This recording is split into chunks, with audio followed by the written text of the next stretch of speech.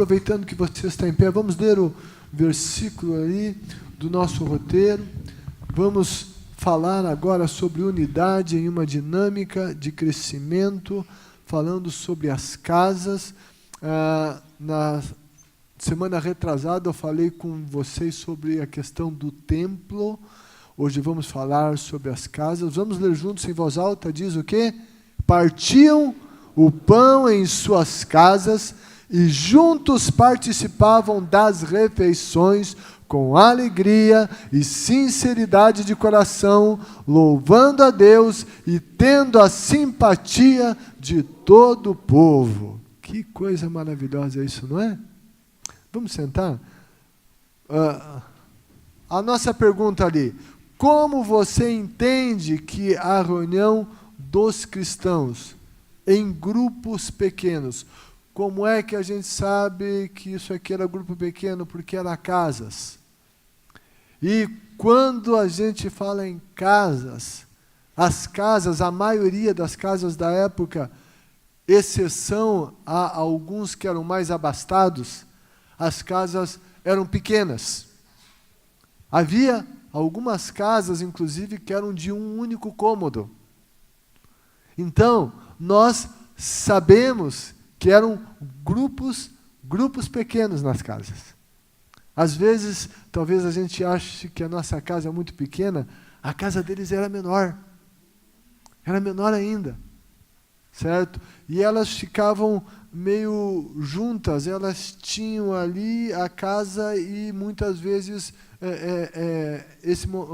esse lugar de cima que era esse terraço. E o terraço, as pessoas iam às vezes nesse terraço e elas até viam as pessoas da casa do lado e conversavam.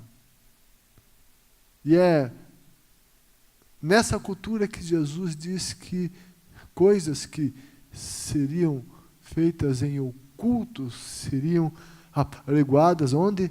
Nos telhados. Era essa figura. Gente que queria esconder as coisas, tal, esconder pecado, tal, de repente a coisa ia lá para os telhados, onde a notícia começava a se espalhar. Então, Jesus se referiu a isso, mas eram essas casas que eram pequenas. Na sua maioria, não eram grandes. Então, isso é o que acontecia. Agora, como você entende que a reunião de cristãos em grupos pequenos contribuiu para a unidade? A gente tem esse foco aqui na unidade. Contribuiu para a unidade e o consequente crescimento do Evangelho de Cristo no mundo, na época e no mundo. Como você entende que essas reuniões de cristãos, grupos pequenos, contribuem para a unidade e crescimento do Evangelho no mundo? Anota aí alguma coisa, anota alguma ideia. Como que você entende que essa coisa de grupo pequeno contribui para a unidade e para a expansão do Evangelho? Coloca aí alguma resposta. O grupo pequeno ajuda a expandir o reino na evangelização. Atinge os outros. Você já viu que Jesus usava muitas casas e a mesa? Você vê que Jesus, uma das condenações é que ele comia com os pecadores. Jesus ia em casa. Jesus fazia reunião de grupo pequeno em casa também. A casa, esse negócio da mesa, gera mais liberdade, reduz as barreiras, abaixa essa coisa das defesas. Está ali, está conversando, está comendo e vai falando. E tem muita gente também que tem barreira com a igreja, mas não tem barreira em ir na casa de alguém, sentar numa mesa e conversar. Por isso, a estratégia de grupos pequenos sempre foi, é e sempre será a melhor estratégia de evangelização. Isso é histórico. Não existe. Televisão não alcança mais gente para Jesus do que reunião em grupos pequenos. É estatístico. Programa na TV, não estou dizendo que não se deva fazer, gasta-se fortunas. E é estatístico que o alcance, resultado, é mínimo. Então, isso é algo nítido, é histórico, isso tudo.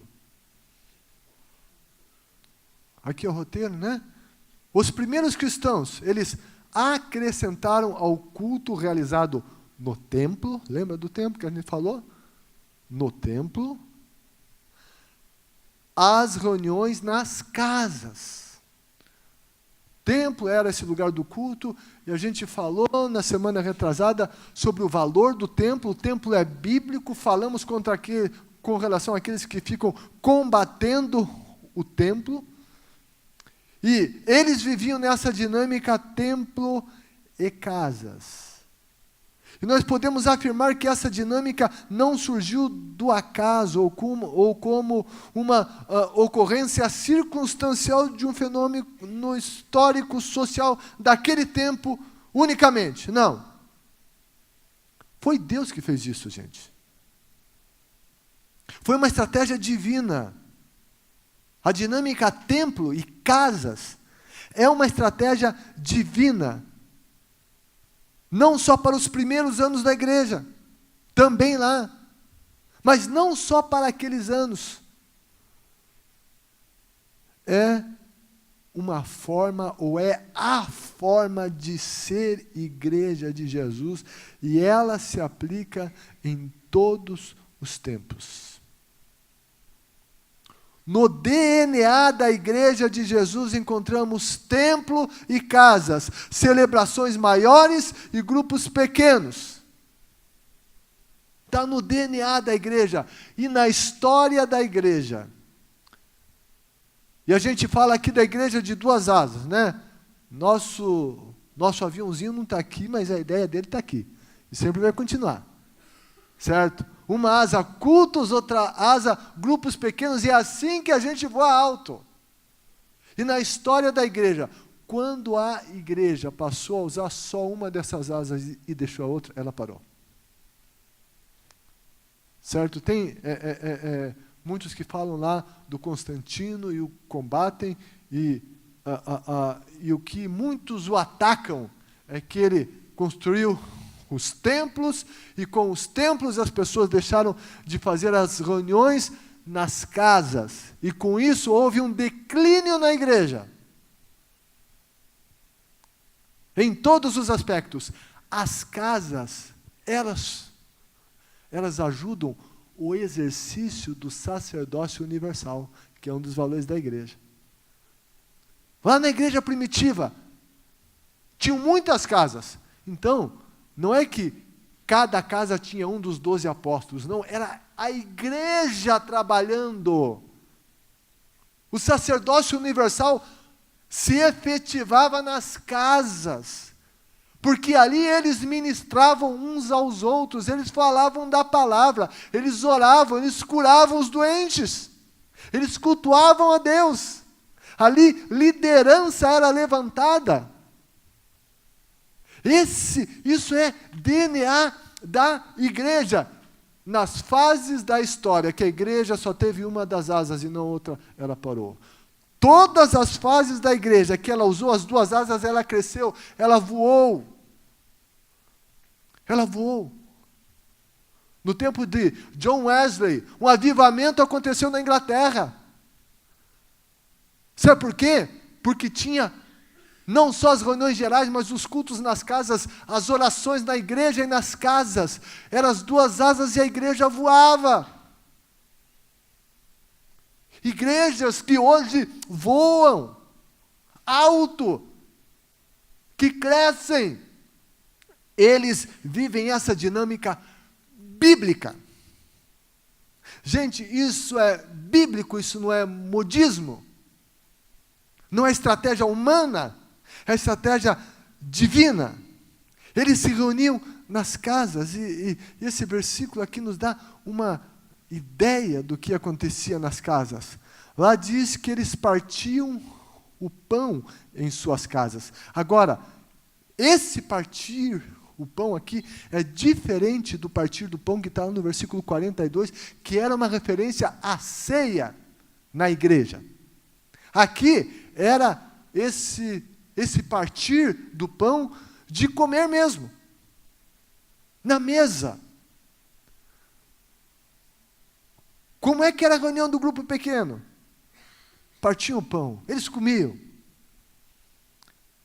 E quando tem comida, e amigos, tem alegria, é ou não é? Tem comida, que coisa boa que é comida, né? Em grupo pequeno tem que ter comida. Tem que ter comida, nem, sabe? Ajuda. Não estou dizendo que tem que ter uma coisa sofisticada todo dia, mas tem que ter alguma coisinha. Você vai conversando e vai comendo, vai roendo alguma coisinha, bebe uma coisinha, sabe? É o que acontecia lá. Mas o que acontecia? Só comida? Não. Tinha uma intenção, não era só ficar comendo. Diz que eles louvavam a Deus. Então, era uma reunião que tinha essa comunhão, vamos assim dizer, social, mas tinha culto. Tinha culto.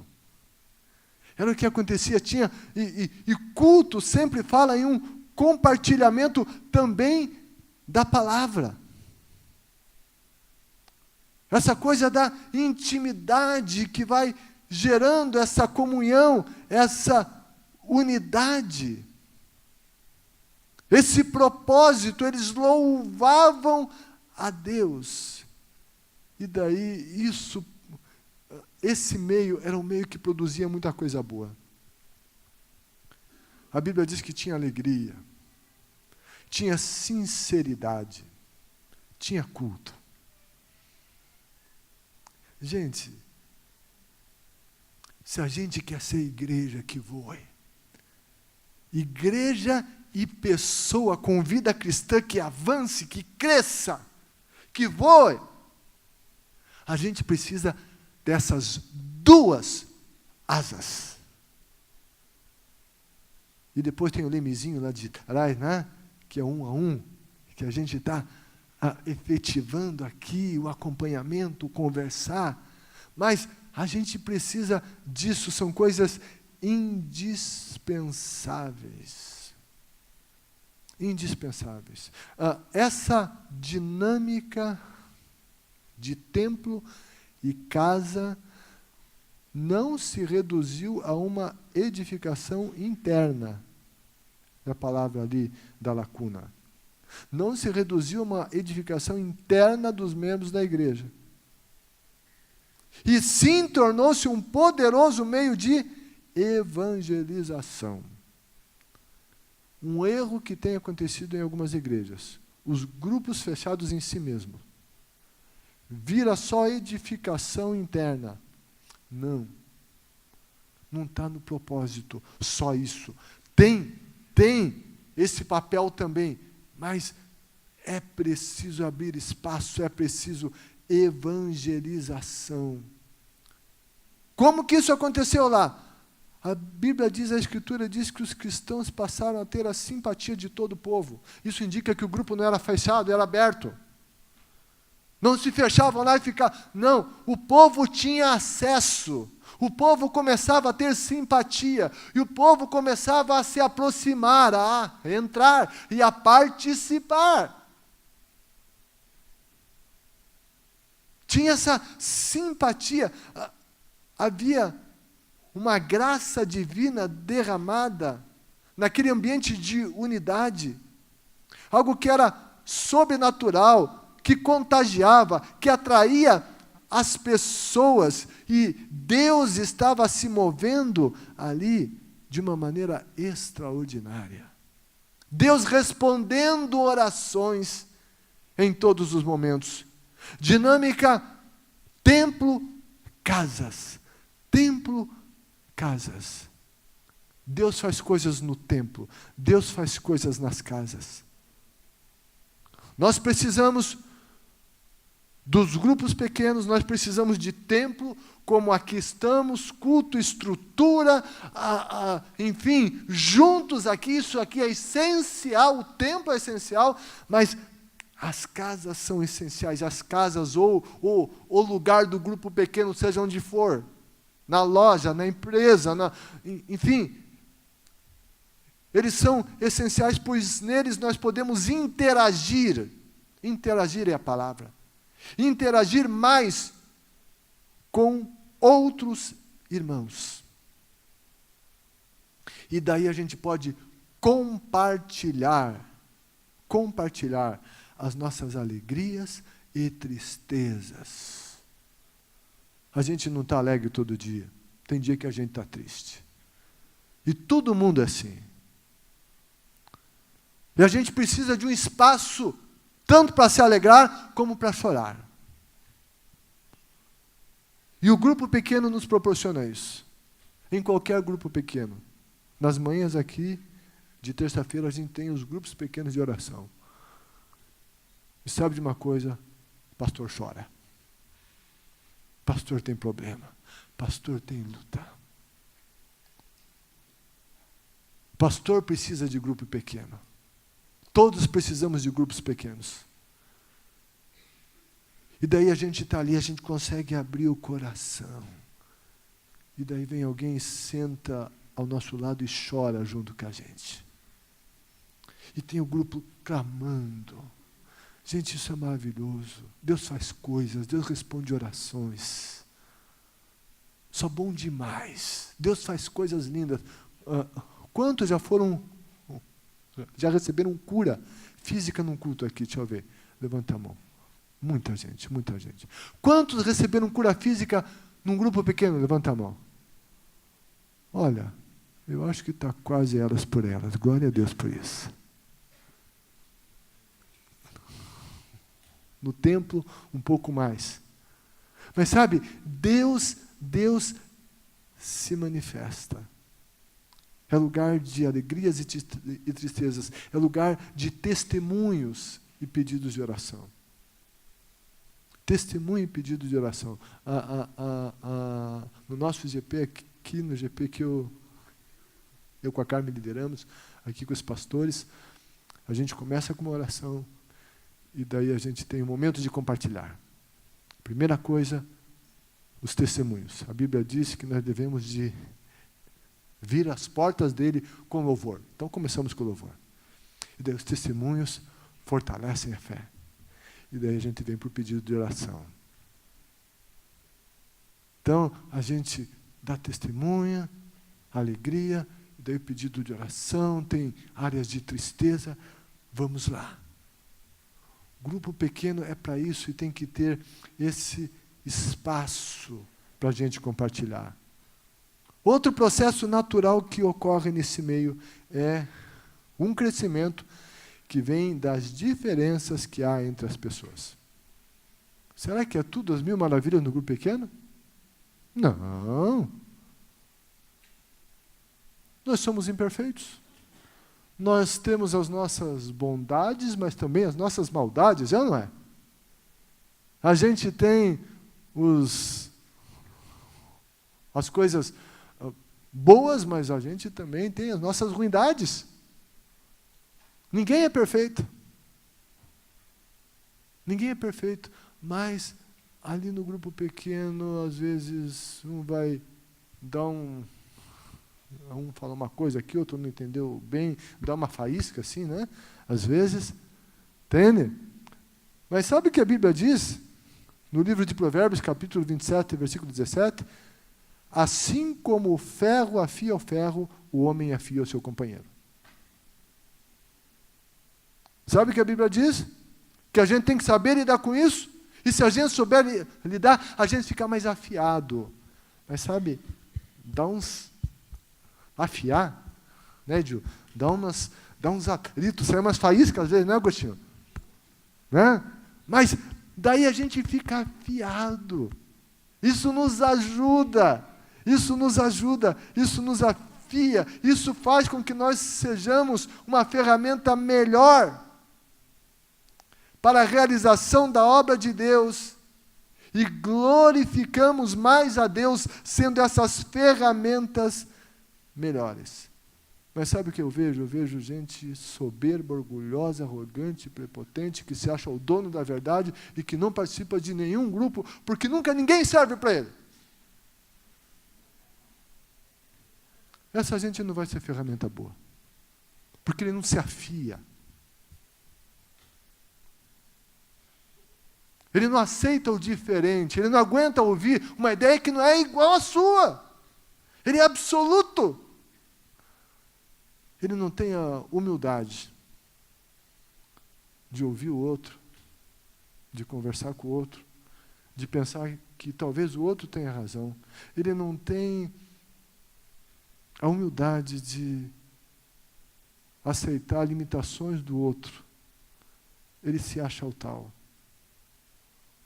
Então ele não aguenta os outros. Isso é muito triste. Isso é orgulho. Isso é pecado. Isso é falta de humildade.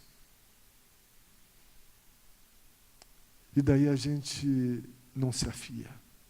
E daí a gente não é ferramenta eficiente. A gente precisa de grupo pequeno. A gente precisa de templo e a gente precisa de casa. A gente precisa de culto público e a gente precisa de reunião em grupo pequeno. Porque a gente pode chorar, falar, rasgar, abrir mais o coração. 2 asas. Mais um lemezinho lá atrás, muito importante. E nós vamos voar alto e longe para a glória de Deus. Amém?